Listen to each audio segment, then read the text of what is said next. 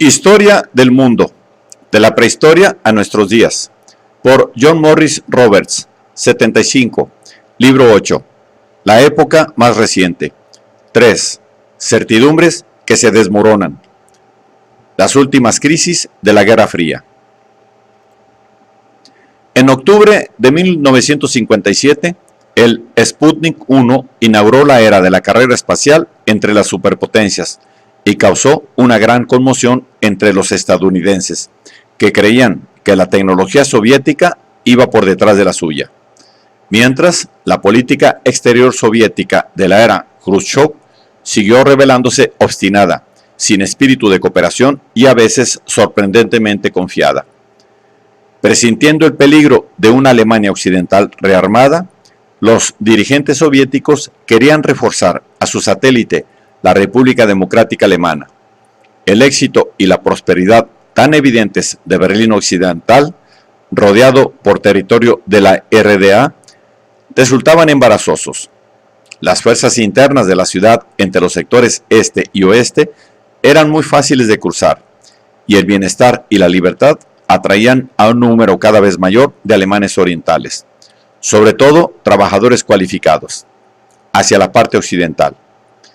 En 1958, la URSS revocó los pactos que habían regulado el funcionamiento de Berlín durante los últimos 10 años, afirmando que el sector soviético de la ciudad sería entregado a la RDA si no se encontraban mejores acuerdos, siguiendo 2 años de discusiones interminables. Conforme crecían las tensiones respecto a Berlín, aumentaba también la cifra de refugiados que pasaban al otro lado. De los 140.000 alemanes orientales que huyeron a Occidente en 1959, se pasó a 200.000 en 1960. En agosto de 1961, al ver que la cifra había alcanzado las 100.000 personas en los primeros 6 meses del año, las autoridades de la RDA levantaron de pronto un muro, pronto reforzado con minas y alambradas, para separar el sector soviético de Berlín de los sectores occidentales. En aquel momento, las tensiones se dispararon, pero es posible que a largo plazo el muro de Berlín contribuyera a calmar la situación. Su lúgubre presencia y las muertes esporádicas de los alemanes orientales que intentaban cruzarlo fue, durante un cuarto de siglo, todo un regalo para la propaganda occidental de la Guerra Fría. Sin embargo, la RDA había conseguido detener la inmigración. Khrushchev fue abandonando discretamente otras demandas más radicales cuando quedó claro que Estados Unidos no estaba dispuesto a ceder respecto al estatus jurídico de Berlín, ni siquiera a riesgo de una guerra. El patrón fue parecido al que se vio al año siguiente respecto al tema de Cuba, aunque en ese caso el riesgo era mucho mayor.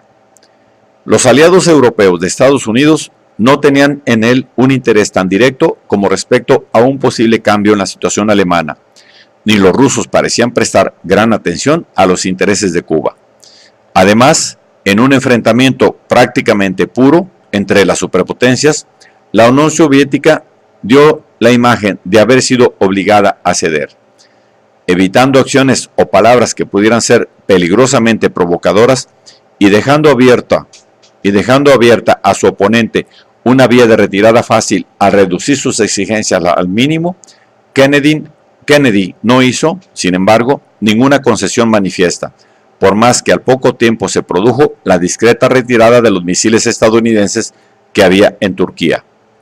Por su parte, Khrushchev tuvo que contentarse con el compromiso de que Estados Unidos no invadiría Cuba. Es difícil no ver un gran punto de inflexión en este episodio. La Unión Soviética se había visto enfrentada a la perspectiva de una guerra nuclear como el precio final de la extensión geográfica de la Guerra Fría, y lo consideró inaceptable.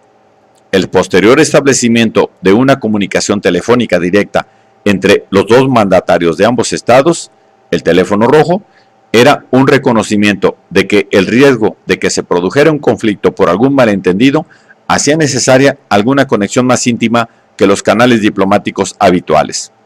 También se vio que, a pesar de lo que presumían los soviéticos, la primacía norteamericana en potencial armamentístico era mayor que nunca. La nueva arma protagonista en términos de conflicto directo entre ambas superpotencias era el misil intercontinental. A finales de 1962, los estadounidenses tenían en esta arma una superioridad de más de 6-1 con respecto a los rusos, que se pusieron a trabajar para reducir distancias. Pusieron los cohetes por delante del pan, y el consumidor soviético volvió a ser el pagano de la historia. Mientras, el enfrentamiento cubano había contribuido a que se alcanzara el primer acuerdo entre Gran Bretaña, Estados Unidos y la Unión Soviética sobre la reducción de pruebas de armamento nuclear en el espacio, en la atmósfera o bajo el mar. El desarme seguiría siendo un objetivo perseguido en vano durante muchos años, pero este fue el primer resultado positivo de unas negociaciones sobre armas nucleares. En 1964, Khrushchev fue destituido. Como jefe de gobierno y del partido desde 1958, se podría decir que su contribución personal a la historia soviética fue rectificar el rumbo del país. Eso incluyó una desestalinización cuidadosa, un gran fracaso en la agricultura y un cambio de énfasis en las Fuerzas Armadas, que recaería sobre las fuerzas estratégicas de cohetes, su cuerpo de élite. Las iniciativas personales de Khrushchev en política exterior, aparte de la desastrosa aventura cubana, podrían haber sido la principal causa de que lo destituyeran. Con todo, pese a haber sido apartado, con la connivencia del ejército, por colegas a los que había ofendido y alarmado, Khrushchev no fue ni asesinado ni encarcelado, ni tan siquiera enviado a dirigir alguna central eléctrica en Mongolia. Era obvio que la Unión Soviética estaba civilizando sus técnicas de cambio político. El contraste con los viejos tiempos era espectacular. Es cierto que la sociedad soviética se había relajado un poco tras la muerte de Stalin. El discurso del 20 Congreso ya no se podía borrar, aunque uno de sus objetivos era desviar las críticas vertidas contra aquellos que habían participado, como el propio Khrushchev, en los delitos de los que se acusaba a Stalin. De manera simbólica, el cuerpo de Stalin había sido retirado del mausoleo de Lenin, el santuario nacional. En los años que siguieron, se produjo lo que algunos llamaron un deshielo. La libertad de expresión de los escritores y los artistas aumentó ligeramente, y el régimen se mostró durante un tiempo algo más preocupado de su imagen ante el mundo respecto a temas como el trato a los judíos. Los gestos, sin embargo, eran personales y esporádicos, y la liberalización dependía de quién lograba la atención de Khrushchev. Lo único claro es que, tras la muerte de Stalin, sobre todo durante la época de influencia de Khrushchev, el partido había resurgido como un factor mucho más independiente en la vida rusa. La naturaleza autoritaria del gobierno ruso, sin embargo, se mantenía inalterable, más o menos como era de esperar.